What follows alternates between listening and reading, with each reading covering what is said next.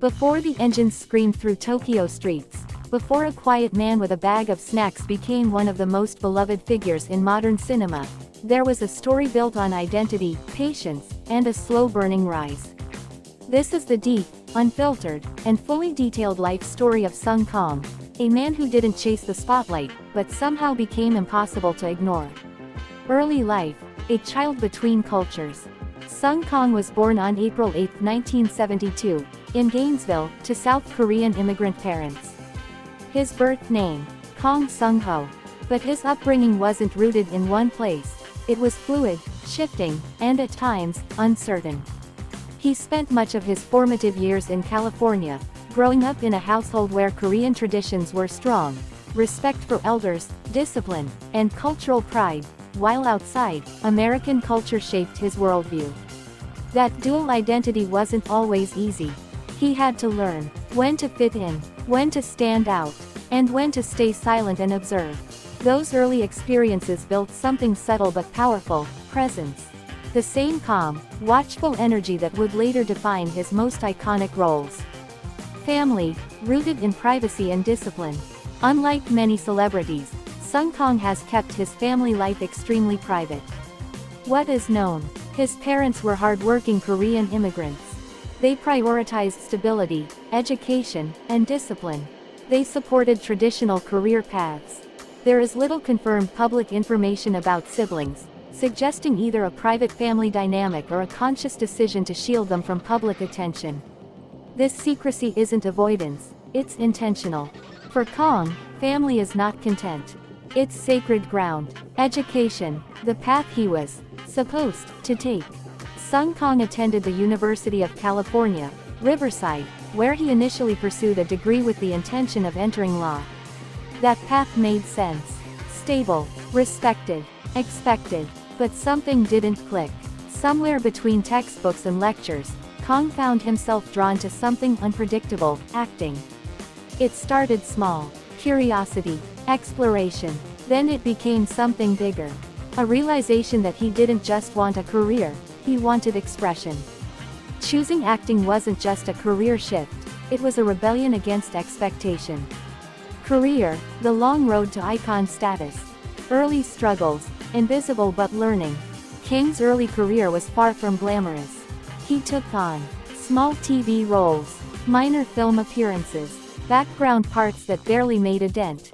He appeared in shows like Felicity and slowly built experience. But Hollywood wasn't exactly welcoming, especially for Asian American actors at the time. Roles were limited, stereotypes were everywhere. He wasn't just trying to succeed. He was trying to be seen.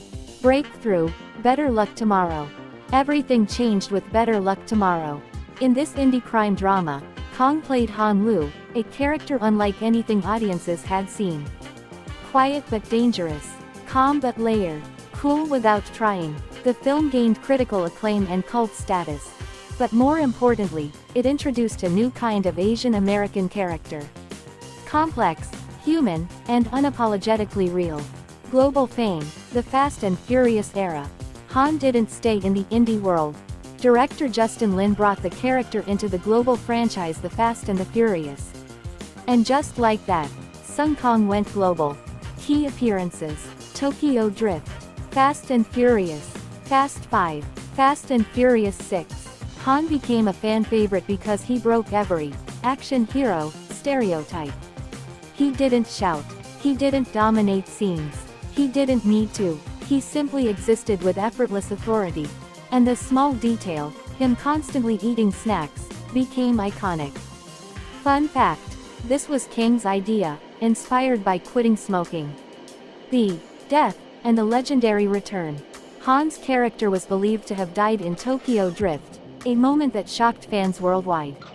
For years, audiences demanded justice. Then came F9. Han returned, not just as a character, but as a symbol of fan power and storytelling redemption. It wasn't just a comeback. It was a statement. Legends don't fade, they evolve. Other work, range beyond the street racer. Kang didn't limit himself to one role. He appeared in Power, Bullet to the Head, Code 8. These roles showed his versatility, moving beyond Han into darker, more complex characters. Relationships, love without the noise. Sung Kang is married to Miki Yim. Their relationship stands out for one reason. Privacy. No constant headlines. No public drama. No oversharing. Just a quiet, steady partnership. Children. There is no publicly confirmed information about Sung Kang having children. And knowing his pattern, it's likely intentional. He doesn't hide his life. He protects it. Entrepreneurship and passions. Life beyond Hollywood. Kang is more than an actor. Car culture. His love for cars isn't just for the screen, it's real. He's deeply involved in automotive culture and has worked on car builds and projects, blending passion with lifestyle. Business ventures. He co-owned a restaurant called Sake Teeny in Los Angeles, showing his interest in hospitality and entrepreneurship. These ventures reveal something important. He's not chasing fame. He's building experiences. Legacy, quietly changing Hollywood. Sung Kang's impact goes beyond movies.